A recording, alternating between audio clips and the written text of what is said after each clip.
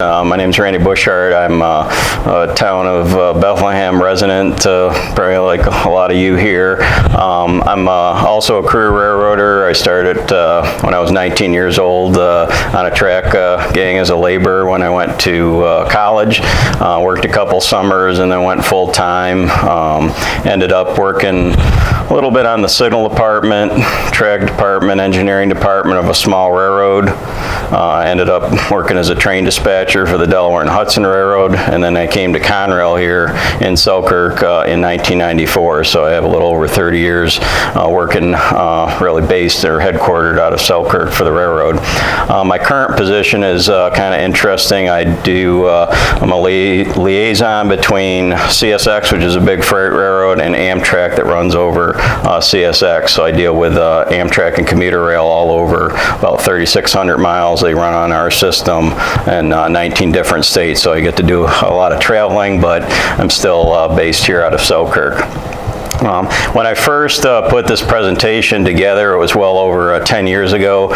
Susan Leith, that some of you may know, was our town historian at the time. She called me up, said, you know anybody that could do a presentation on Selkirk? And I said, well, Yard. And I said, I'll give it a shot. And I first started doing this. I did one for the Bethlehem Town Historical Society down in their museum on River Road there at the schoolhouse. I since expanded the presentation by doing a little more research. You find a little more out there. I did it for the Penn Central Historical Society, the NRHS National Railroad Historical Society in Utica chapter, and I get to do it here a little bit closer to home. So this is nice. So I'll kind of kick things off. You're going to listen to me talk, but there's also a lot of nice visuals and photos that and material that I've turned up. I do collect railroad memorabilia, so that helps. So I got a lot of brochures and things and handouts and magazines that help me put all this together. I have a railroad connection to my family. Down in the black and white photo, that's me and my grandfather, Isaac Bushart. I think that was my first train ride back in 1973. My grandfather worked for the New York Central Railroad in East Rochester car shops. Of course, it's the New York Central Railroad that had Selkirk Yard. And my son, Matthew Isaac Bushart, up in the top, he's a locomotive engineer for Norfolk Southern. He's currently running a train right now to Harrisburg as we speak. And even though my dad didn't work for the railroad, he did have a railroad pass under my grandfather. This is pass to travel on the New York Central, and he built me a pretty neat toy caboose when I was 3 years old. So I'm pretty sure I had the interest about a little bit late in my 2-year-old area in trains. So what we're going to discuss here is kind of really Selkirk Yard. Why was it even built where it was? It was part of a huge project called the Castleton Cutoff project in 1924. So it just is really celebrating its 100th year. And a little bit about the operations and the yard layout itself. And then in 1968, they did a major rebuilding of the yard. So they restructured how the whole yard was laid out. And that's really currently how the yard looks today. They did that started under New York Central and Penn Central, and then we'll touch upon sort of the modern operation now with Conrail and CSX. So to really understand why Selkirk Yard was there, you kind of have to look at the very, very early history of railroads in the Capital District. So the early development, you had the Hudson River, sort of Albany on the west side, and you really had the first railroad in the state, the Mohawk and Hudson in 1831, that went between Albany, really the top of the hill in Albany, out to Schenectady, and in 1844 they extended it down closer to the river. Coming in from New England, you had the Hudson and Berkshire in 1838 that actually headed down towards Hudson, and then the Albany and West Stock Bridge that was reaching out, and they came towards Albany into Greenbush, which is now Rensselaer. And so you had the traffic coming in from New England there. On the east side of the Hudson River, railroad gets built from New York City up. The Hudson River Railroad that comes into service in 1851.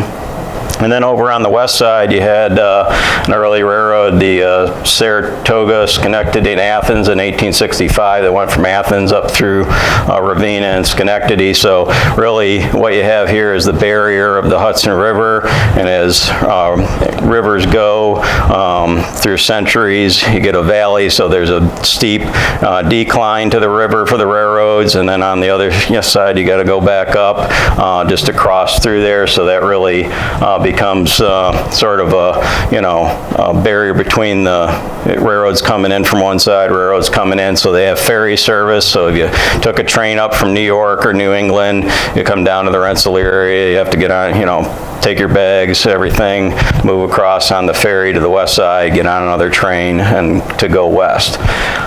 This is a photo of painting that's actually in the State Museum, but showed sort of the ferry slips here from the railroad coming up into the city of Albany. And so there was an improvement in 1866. The first bridge gets built for the railroad across the Hudson River. It has to be actually a swing bridge so it could open for the boat traffic that went through there.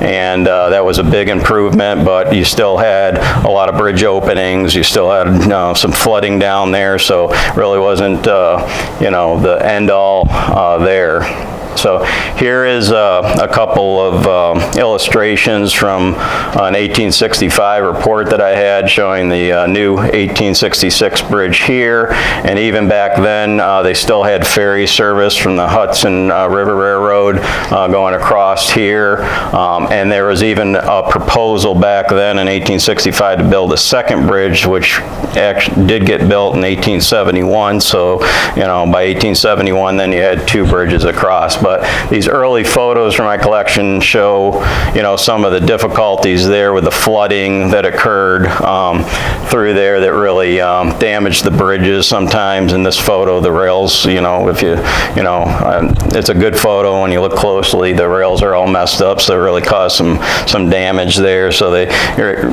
still not the best situation now.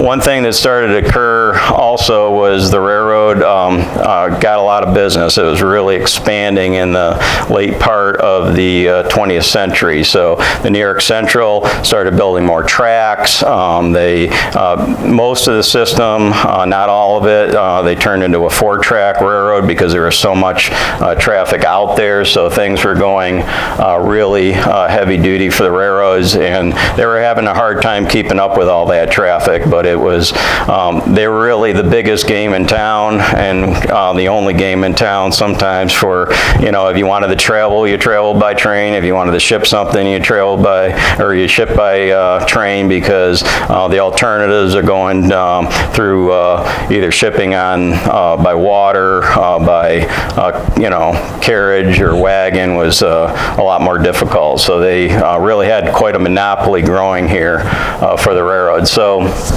the Albany area itself becomes very strained with traffic coming in to it. There was 4 New York Central divisions they had, which were almost their own separate railroads, that got leased to the New York Central. You had the River Division, which was referred to the West Shore.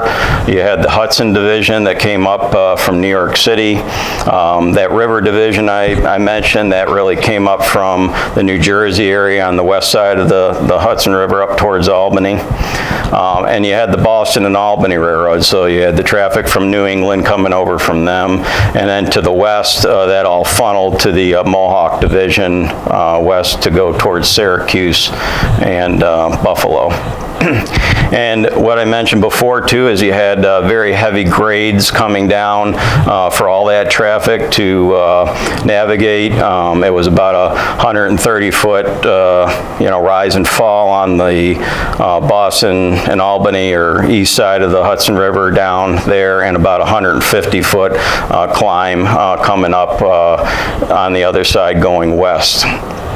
The Hudson Division freight trains, a lot of those were about 80-car freight trains. They had to get separated into different pieces, usually cut in two, like 40-car cuts, and then they had to have pusher engines attached to them, which was a huge expense, having extra crews, extra locomotives, just to push that freight up West Albany Hill to get it that 150-foot rise out of there. So it was very difficult for the railroad to deal with. I found some figures that were given for the sheer volume of traffic in carloads daily, 2,000 off the daily both ways for the Boston and Albany. The Hudson brought on 1,200 cars.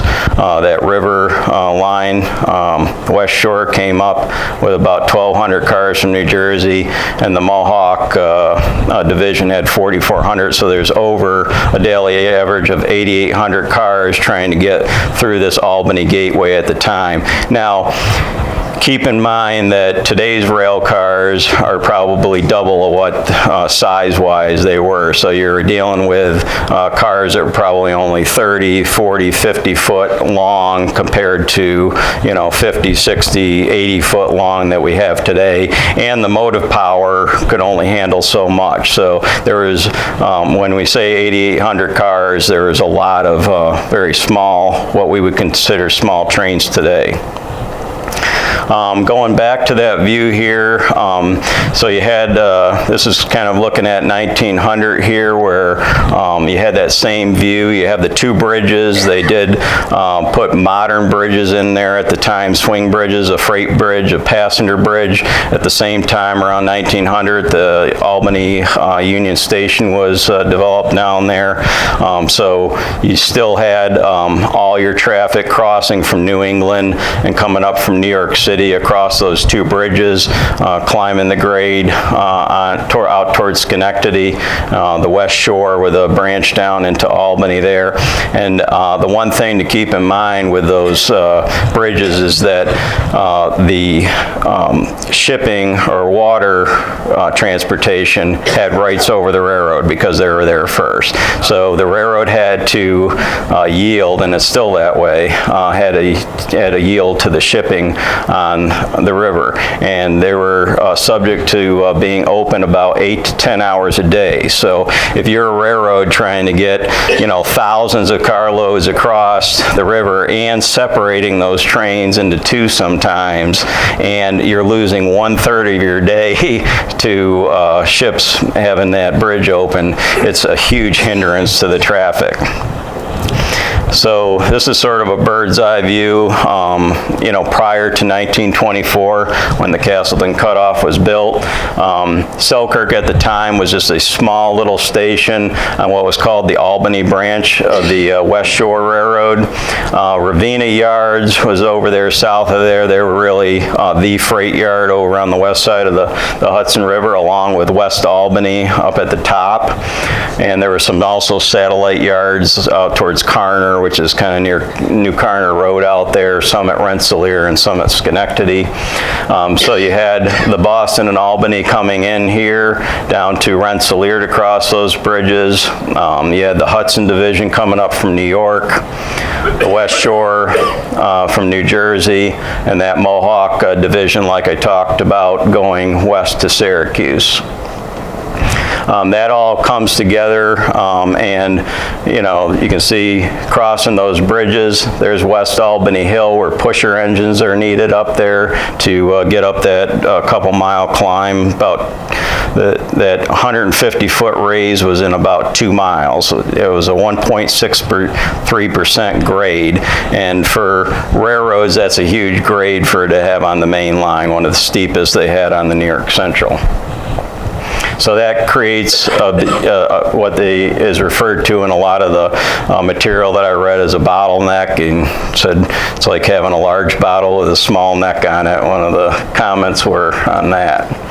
that traffic grows and grows. The freight trains need pushers. The passenger trains sometimes need pushers. And here's a couple postcard views showing that West Albany Hill, long freight coming up, passenger train coming up here, West Albany Yard up at the top here with the pusher engines. And here's a qualifications card that I had gotten in my collection, that the engineers and conductors had to be specifically qualified between West Albany and Albany because of that heavy grade on the Hudson division. So you couldn't have just a regular engineer running that or a conductor. Because of the steep grades, you had to have special qualifications out there to handle the trains on that section. West Albany Yard was a huge yard in the area to handle this traffic, but it was very constrained. So it shared the property that the New York Central had there with the major shops that they had. So they had shops there building locomotives, building passenger cars, and West Albany Yard. And really the urban city area grew around it, so there was really no chance of expanding the yard at that time to handle the kind of traffic that was going on. So in 1910, the railroad sent out some engineers out there to survey a route. There was a railroad president, Alfred H. Smith at the time, that directed them to go out there and do it. So they went out and checked it out, and they came up with this route here where they would come off of the Boston and Albany line here, and they would build a brand new line up to Schodack Junction, they called it. They would build connections that came down to the Hudson. They would build a bridge across the Hudson River, and then they would develop Selkirk yards in here with a new connection here and a new connection from the West Shore. So in 1913, the New York Central organized a subsidiary company to start this whole construction. It was called the Hudson River Connecting Railroad, and a huge undertaking going to be done here, building that bridge, making those connections. And originally New York State Legislature, they did support that, okay? But that did change. In 1917, we had World War I going on, and there was the Secretary of War approved the plans for the New York State approved the plans to build this whole project, but at that point in time, the New York State Legislature changed their mind, withdrew their support, and started to battle the railroad from doing that. I think that from my readings of the old newspapers and what was going on, you had West Albany Yard there. They started to realize that that was going to probably be bypassed, that a lot of those workers that worked in the city would have to go out towards, another yard, leave the city. The other thing that I read was that there was the actual bridge, when it got developed, they started demanding that certain widths for their channel under the new railroad bridge that the railroad couldn't really comply with building when they built the Castleton Bridge. So there was some, opposition going on from the, shipping companies that still used the river for freight. So that was starting to really work against them there. The New York Central Railroad itself decided that the federal approval would supersede that of the state, so they start construction work. The New York State Legislature went to the New York State Supreme Court and went for an injunction against the work to stop it, and that was denied. And in May of 1922, Congress actually passed a special act that allowed for construction of the work to start. So the railroad began construction with a stipulation that the work would be complete by February 15th of 1925. So you got a very short time now to build your project based on that. So it really did take an act of Congress to build what we have today for the Castleton Cutoff. This is a series of photographs that show the construction in a Railway Age magazine, which was like a industry magazine at the time. They covered it quite extensively here, but you can see the Castleton Bridge, which a lot of you, if you traveled over the thruway bridge going across the Hudson River, the Castleton Bridge is right next to it. You can see them laying the footings for the towers. There was 25 towers and 3 piers that would be put in there. They used these concrete caissons, which the 3 main piers, which were 200 feet high, were concrete with granite on the outside, and they went down sometime between 30 to 50 foot into bedrock in the water, and they used the pneumatic caissons to put workers down there, and then they filled them up with concrete when they were done for the base of that.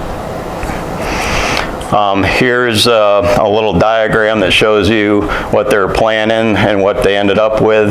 There was a 400-foot shipping channel underneath the larger span, which was 600 feet, and then another 400-foot span that was made there. Like I said, 25 of these other individual towers there, and that's really not all. The approaches to these bridges and the new construction of the leads going up proved to be a huge construction project in itself.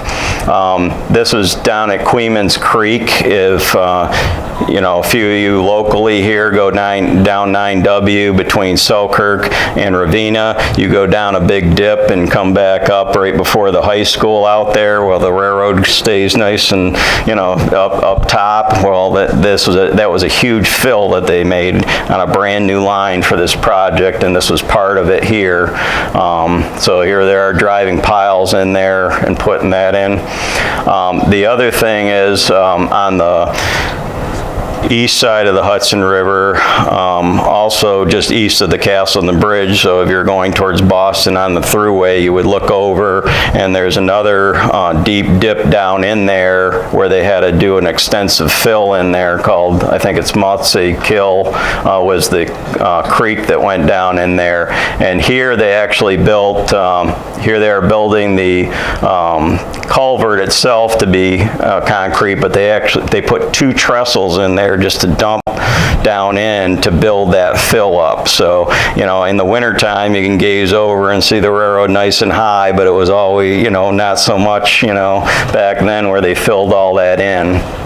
And here is the approach to the Castleton Bridge on the east side that was called Dorn's Cut, and they ended up getting some major construction issues there where they got into like a blue clay that's described almost like a molten lava, they said. So they had to like almost scrape that up. So it wasn't as easy as just digging dirt out and excavating it out there. So they ran into some serious troubles. Here's another view of that Queeman's Creek viaduct. So like today you head down 9W, you know, through your dip, and here they are with a temporary track and a construction engine filling all that in there. So that was really in this area. And that other trestle was built right over in here, just east of the Hudson. This is when they started the bridge. These are a series of some construction photos that I got. They called this the Viaduct Traveler, but it was actually a huge crane that would be movable as they went to build this. And when I look at these photos, I mean, I'm not scared of heights, but when you can imagine being up here, you know, pre-OSHA days with these kind of winches going on, you know, this whole crane up here really on a temporary structure building this out. It's quite amazing what these guys went through. And I kind of recently found this newspaper ad that during construction New York Central put out of, you know, that Viaduct Traveler, a little sketch somebody did, and it said Beyond the Dreams of Pioneers. And if you saw, you know, the name of this program, that's where I took it. I kind of had a little boring name before, but I was like, this is really kind of neat, you know, that the New York Central was really putting that out there. So here You see the construction progressing on the bridge back in 1923. This is a storage yard that was on the east side of the Hudson River, so they built some switches off the Hudson line so they could ship materials in to build the bridge, and they constructed a full storage rail yard here for transfer of all the materials. Here you can see the progression up here through here. This is Tower 17. The towers were numbered actually from the west side going to the east side of the Hudson. And you can see where they put temporary supports in. I believe these are on barges from what I can tell, to help stabilize the main through truss girders that they had in the middle. And some more construction pictures here as they built the bridge. And the bridge was dedicated for that same railroad president that came up with the entire idea. That was Alfred H. Smith, not to be confused with Alfred E. Smith, that was the governor at the time. But Alfred H. Smith was the railroad president, and he started as a bridge gang laborer on the railroad and rose to railroad president. But unfortunately, in March of 1924, before the project was complete, he was killed in an accident, thrown from a horse down in Central Park down in New York City, so he never got to see the completion of the project. So this whole Castleton Cutoff, this is a map from the opening brochure that the railroad put out to cover this, and it was a $25 million project back in 1924, doing the conversion simply to 2024 numbers that would come out over $450 million. And when you think about, that's just the dollar amount. I don't think today, with the permitting, with the cost of labor, it would just be insanely expensive to do what they did here. But it was first estimated, I think, to be about $20 million, and the cost, ballooned close to $25 million at that point. These are some newspaper articles that I found that describe the opening of the Castleton Cutoff Bridge, which is in November 20th of 1924. The Selkirk Yard, which we'll get to in a little bit here, that opened a few days before they started bringing some traffic in there, just prior to. But they brought an invited guest out there. There was 28 railroad presidents from other railroads that came just to open this line up. They had a special train that they ran from Albany up over the bridge itself. They had a hand-picked crew of 7 crew members on that train. The combined seniority of the senior crew members that they chose was over 400 years of seniority, which I think works out to like over some 50 years apiece, or close to actually 60 years apiece, I think, which is just amazing, so they really got the most veteran crew members to run that train over there. And the railroad is so proud of it that they put it out in a lot of artwork, the Castleton Cutoff Bridge itself. The 1926 calendar featured the Castleton Bridge here with a eastbound Boston and Albany train and the southbound 20th Century Limited. I will note, though, that the artist took some liberties here, because this was never 4-track underneath the Castleton Bridge. It was only 2 tracks at the time, but they put it out on brochures that they had posters on the front of their timetables.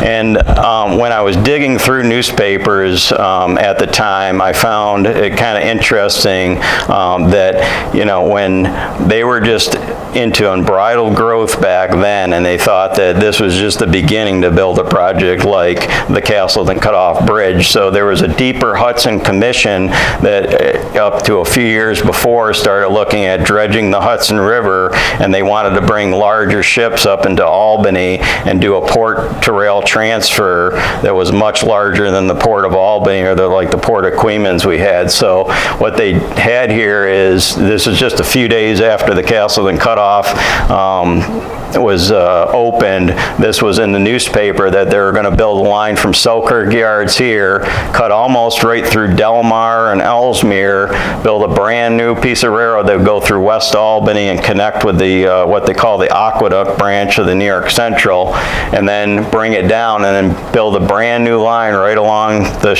west shore of the Hudson, build another brand new line that would be adjacent to the Hudson line down the east side of the Hudson River, and this was going to be all new port traffic built here with a new connection up to the brand new Castleton Bridge built to serve all that. So they had some really grand plans, you know, to go with here. So that was kind of interesting to find, but this just never materialized and never got built. I mean, very few people at the time knew that they were only, what, 4 years away, 4 or 5 years away from the Great Depression, where, you know, they'd have a crash of the stock market and it would, you know, really put a damper on some of this economic boom that we're having.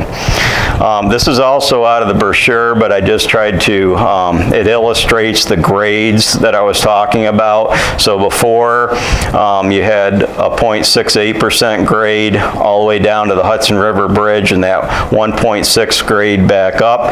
And then in scale, these are the connections off the Hudson line, much gentler, going up to the river bridge crossing where the Castleton Bridge crosses, much gentler coming down from the B&A. So you can see that the railroad had it much better than the steep grade that they overcame. Here is also out of the brochure. I kind of blew this up so you can see some of the facts and figures that they're putting out, but these numbers are very impressive. They had 28 miles of double track, 120 miles of main line and yard track that they built in there. They eliminated 21 highway grade crossings, so there's very few grade crossings. They made grade separations, which helped quite a bit. You can look at some of these huge numbers of cross ties, 80,000 cubic yards of concrete masonry out there. We'll look at some photos of Selkirk Yard next, but the engine terminal at Selkirk itself put 2 roundhouses in there that had 62 stalls between them, a 30 stall roundhouse and a 32 stall roundhouse in there. And they also built their own water supply from the Hudson River. So there was a pump house down alongside the Hudson River near the Castleton Bridge.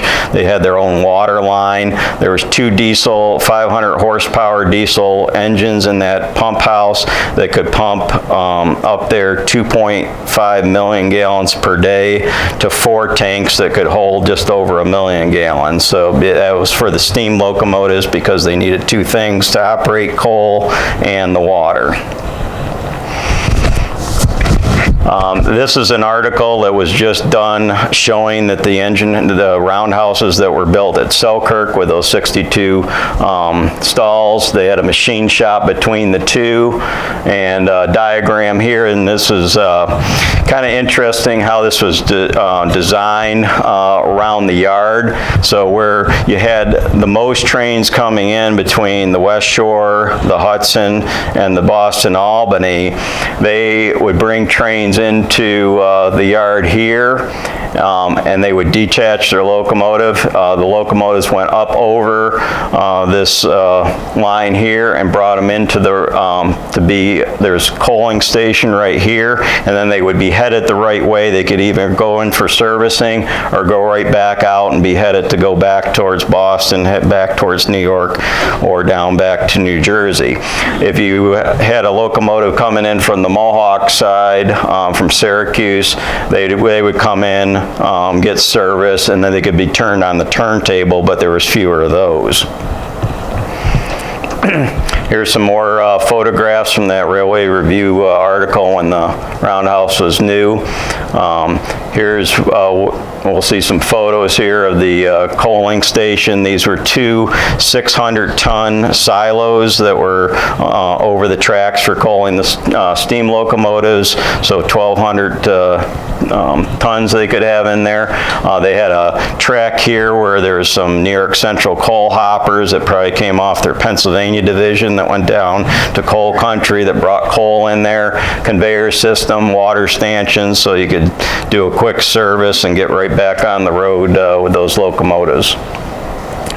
Now here's where those roundhouses were at. So what I did is I took that same photo there and kind of made a red line where the one was. And back now when you look at Google Earth, this isn't here anymore because we all got it grayed over. But I did a screenshot back in 2013, and you can see this is Bridge Street down here, and going towards South Bethlehem, and you can see the stall outlines here that were still in the photo before the railroad regraded this over. There was a big construction project around 2015, 2016 that got rid of all this, so you probably can't really see that anymore in the ground, but it gives you a real good indication of where those roundhouses were. And here's an aerial view now from back when they were built. You can see the coaling station here. The loop track was right around here. The machine shop between the two. There's a YMCA over here. And this track is pretty much here still, called the inbound lead to Selkirk. So it was a double track line coming in at that point. Another view here, that was the Railroad YMCA up there that had 104 rooms in it, and they served meals. The crews stayed there overnight, and that's where pretty much all railroad crews and some of the shop forces stayed near there. The other thing I found in this photo was that I didn't really know myself until I looked at it, but there was a passenger platform that was built here on these tracks, and they did not have passenger service coming into the yard. But when I did some more research into some newspapers, there was talk that when they moved all the forces up from West Albany and the Ravenna yards up there, of course, the men didn't have all their own automobiles, so they had bus service that ran for the New York Central first every hour, then every half hour during business times, and they also ran shuttle trains. So you can see there's some footpaths that the men we used to take to get up here, and then they would probably board a special employee passenger train to get back down to Ravenna to their houses. Here's one of those buses that would run between Ravenna or West Albany, New York Central bus. Here's a better view of the Railroad YMCA that the crews stayed at. Couple views of them working retubing boilers inside the steam locomotive in the shops. Better view of a Hudson underneath the coaling tower here.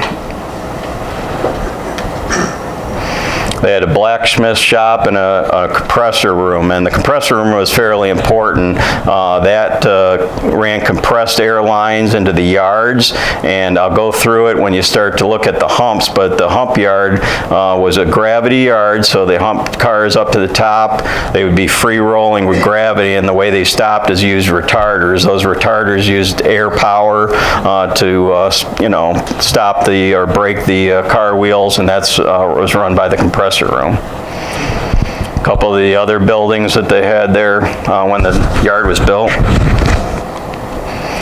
Now this is the the westbound hump, and this was the more important. There was 2 humps at Selkirk when they first built the yard. Now there's only 1. So the original yard had an eastbound hump and a westbound hump. The westbound hump was much more important to them because the cars came in very unsorted from New England, from local service down in Albany, and all had to be classified into tracks to go to destinations to the west. The eastbound hump was there, but wasn't utilized as much because a lot of the traffic was classified at Syracuse and DeWitt Yard, and they also ran full perishable trains right down to New York City and New England. So it was there, they used it, but it never had retarders on it. This one did have the retarders. So car would be humped, go through the retarders. Retarder tower operators would be there. They would do controls up there to put pressure on the car wheels to slow them down, and then bring them to a gentle, hopefully gentle stop in the track that they need to be classified to. So there was also 3 interlocking towers. Interlocking towers controlled tracks in an area with power switches, and they were under the direction of the train dispatcher. So there was a brand new tower called SM Tower over here on the east side of the Hudson River. SK Tower was built to the entrance of Selkirk Yard, and also Tower 70 at Niverville, where the Boston and Albany split off going into the new connection for Castleton Bridge. Ravenna Yard over here eventually gets downgraded because of Selkirk Yard. The West Shore main line between Faribush and Ravenna gets downgraded, and that eventually was abandoned. Here's some views of SK Tower coming into Selkirk Yard. This is on the east side of the Hudson River, SM Tower, and SM Tower base still exists there, as they have some signal equipment in there, so that still exists on the east side, just the bottom portion of that. When I talk to you about the pump station, here's what's left of the pump station. It's really just 4 walls down here, but this is where those diesel generators would pump all that water up into Selkirk on a 16-inch water line. And there's one of the water towers that are still in, one of the 4 that are still in Selkirk. Couple views of Boston and Albany trains coming westbound, one out of the yard with a coaling station, one coming over the bridge. This is a steam trimmer engine. What a trimmer engine would do is if a car stalled out and the retarders didn't make it all the way down, or a car was misrouted into the wrong track, they would send a trimmer engine that would be on standby down there to grab it and place it in the right track. And some of the first railroad radios for the New York Central were used right here in Selkirk. So they developed a very early radio system so they could talk to the engineers that were working those trimmer engines on the hump. Here's a car chalker putting the destination on. Guy that pulled the pin up at the top to release the car. And the railroad is pretty important. I found this one article in the newspaper from 1945, but they had lack of manpower and severe cold that caused a huge congestion at Selkirk Yard, and it was described here that it caused a coal and food emergency for people. So because of all the traffic stopped in there, you know, shelves were starting to go bare. You couldn't get coal to heat your, homes or businesses. So that's how important the railroad was, but you can see how full it was. Here's a couple views of just kind of the layout of the old Selkirk Yard. I do have some maps up here that kind of show this a little bit better side by side, but that's where Route 396 is towards South Bethlehem, Jericho Road Bridge, which is now gone, through the center of the yard, just to give you an idea. And there was a motor car track up at the top of the yard, on the east side of the yard there, and they used that motor car track as a dedicated track. They had a little track speeder that went there from the YMCA that would take the men up to the hump, or would take them to the general yard office or the caboose track. And so it was mentioned that track speeder would hold 35 people in there, which I think is kind of an exaggeration getting in there when I look at the size of it. Also to note, there's a pipe right here, and even into the CSX days, that pipe existed throughout the yard, and it carried waybills in a vacuum tube. Okay, so, you know, going from the hump, going down to the yard office, he put it in, it was like, imagine when you go to like the bank now, you know, you put your tube in there, you know, through the drive-through at the bank, and it goes in. That's what that system did, and you can see the pipe from the YMCA for paperwork going there. So track motor cars are also called speeders, and there's a speeder lane private drive, so that name came from the old track speeder track that was over there. This just gives you an idea where Route 32 is there at Faribush and the icing plant there. This is kind of a really nice aerial view from the Faribush end, looking at the yard. You can see that, you know, here's where Stewart's would be here at Faribush, going west. There's where Route 32 is. You can see where the hump, eastbound hump was that never had retarders, the westbound hump being down here, Jericho Road Bridge, and they had an icing house right here. Here's the old West Shore mains going off to the right. The ice house could hold two 20-car cuts in there. You can see how they brought ice out in these kind of publicity shot, but you can see the wagons that they would bring them out, little carts, and they would dump ice into the reefers. This is before refrigerated cars to keep the perishable goods cold. They would also put salt in there. A couple other views here. And here's the general yard office up until, I don't know what would have been the date, probably around the 2010, 2012. This building still existed, but is now gone right by the Jericho Road Bridge. And dieselization was also coming in the 1950s, so, you know, all those facilities like the Roundhouse Coaling Tower really became obsolete. And I kind of blended a photo of what it looked like, you know, back in 1999. Amtrak doesn't run through the yard, but that was a special train that I caught a picture of, but just to show you where the general yard office looked like in the new yard there. And where I went to work in the regional building, this yard existed right here where the building was placed. So we're standing really where the Jericho Road Bridge is, looking down there. And once again, I kind of faded a shot in here to show you what is there now today. So here's a few towards the end of the old yard, because the yard was rebuilt in 1968, a few color photos that show the old westbound humps. You can see the icing station in the distance. Lash up of 4 switchers that used to shove cuts over the yard, over the hump. And here's SK Tower. Now this is being downgraded. They replaced towers with electronic signal relays that were controlled by the dispatcher, so that was downgraded and taken out. And one thing they did before they rebuilt Selkirk Yard in 1968 is they built the auto facility in 1966. So they handled it really currently where you have the autos being handled, they had the auto facility up and running before they rebuilt the rest of the yard.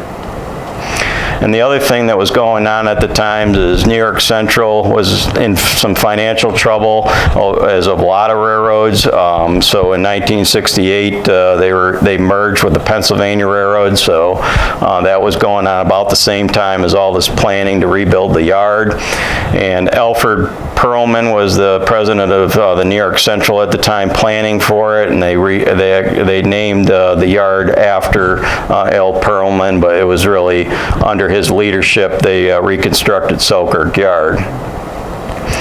So they start tearing everything up. They still got to run a railroad, but they're removing a lot of tracks here. You can see all the grading that starts to get done.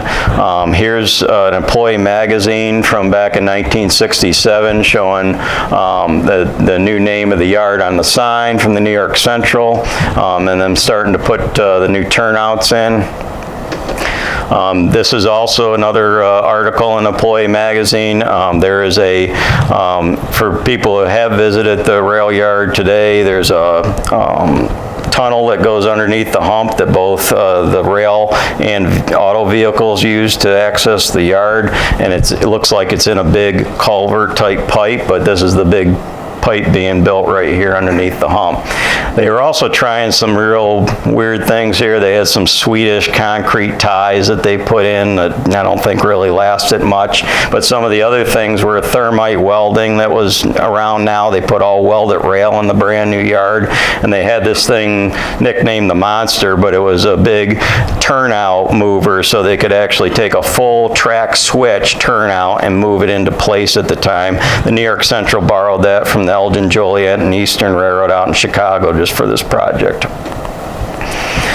So they put in welded rail. Here's now New York Central merged to become the Penn Central Railroad. This is in the Penn Central Employee Magazine at the time. So they, state about putting in the welded rail. They have new speaker telephone communications, and they even have closed circuit TV where the clerks used to have to sit there and get all the numbers going by. Now they can just watch the TV go through there. This is the brochure from opening up the new yard layout in 1968. Here's some of the information that was in that brochure of the tracks and capacities. And I tried my best to sort of put a side-by-side comparison going back to the aerial photos, but you can see how much really the whole layout of the yard has changed here. This star is really at the one end of the Jericho Bridge, and you can see where this is where Sabic or G is now. It was most likely part of the rail yard tracks from what I can tell. Icing House is all gone. You can see the West Shore was here, where West Yard Road is, right about here on the Fairbush end. So that the classification yard itself could hold over 3,600 cars. And here's a couple views now. The sign is now changed to Penn Central with the Penn Central logo, replacing the New York Central. And I have read that when they, even when they put the yard into service, it wasn't fully complete, and it was kind of a little bit of mayhem going on there. But you can see they were starting to use the diesel facility without all the tracks finished, and they were still constructing some of the tracks down at the east end of the yard here. Couple other views here, one from the Jericho Bridge up here that sort of carried the local nickname of Ben's Bridge. They had a wheel true facility. Here's a train coming under that tunnel underneath the hump into the yard. Another view of that rail and road tunnel underneath the hump. This is beneath the Jericho Road Bridge, and the kind of interesting thing here is there's a staircase down from the bridge. So when crews came in a van to get dropped off, because it would be a long way around and sometimes blocked to get into the yard, they could just head right from the bridge right down into the diesel plant where their power was and get on their locomotives and kind of shortcut it there. In 1976, a lot of railroads were in trouble financially in the Northeast, so they combined, Penn Central being one of them, into the Consolidated Rail Corporation, or Conrail, and so Selkirk Yard becomes a Conrail property.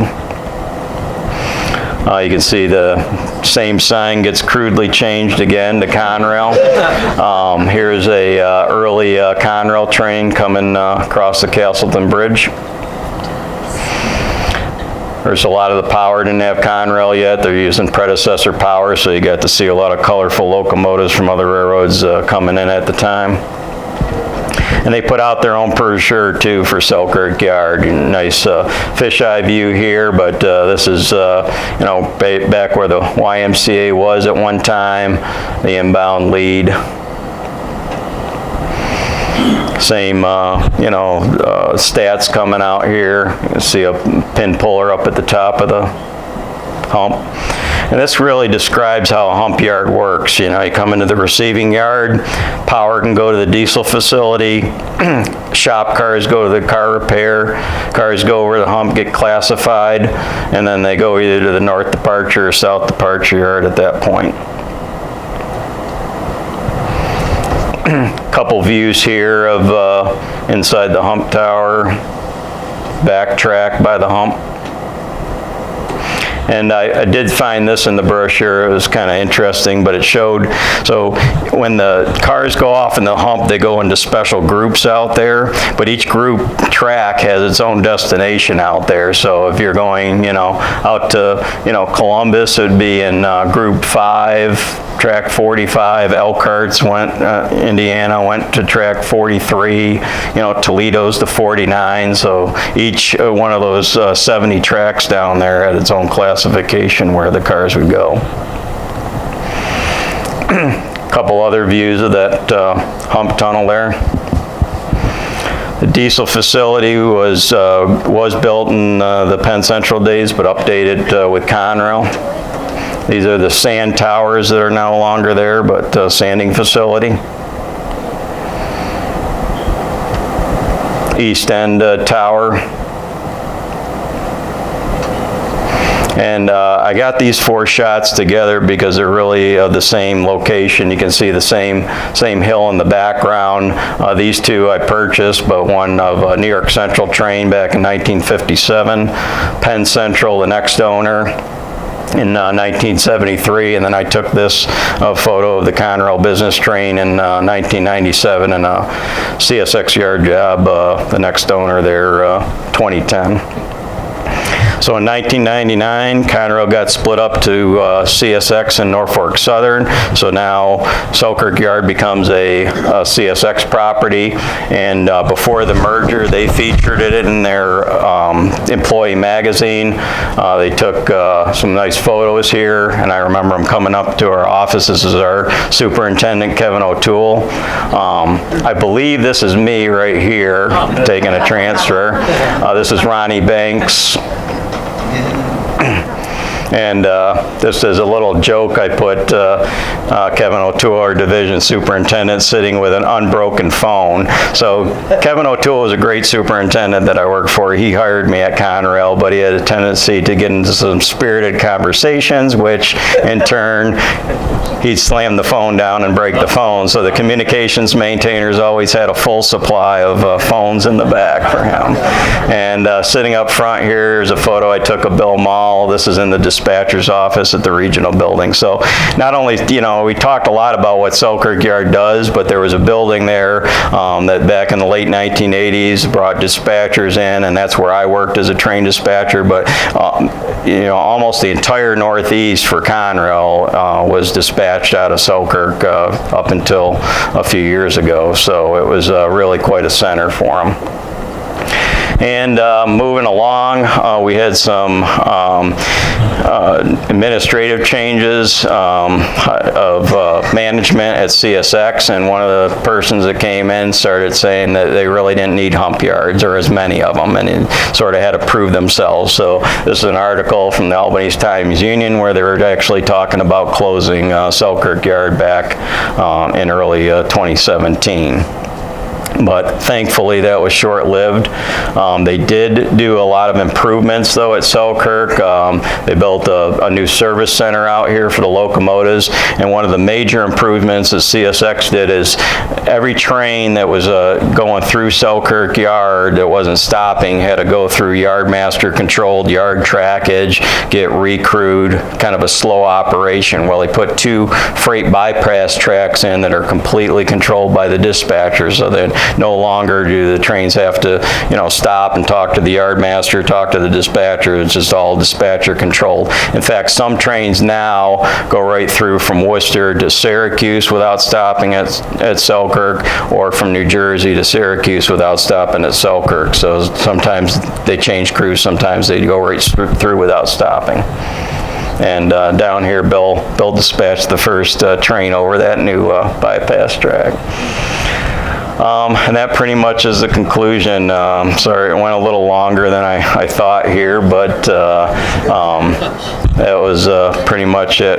So there are some neat maps up here. Now, I will say this, I thought I would get through this in about 40 minutes.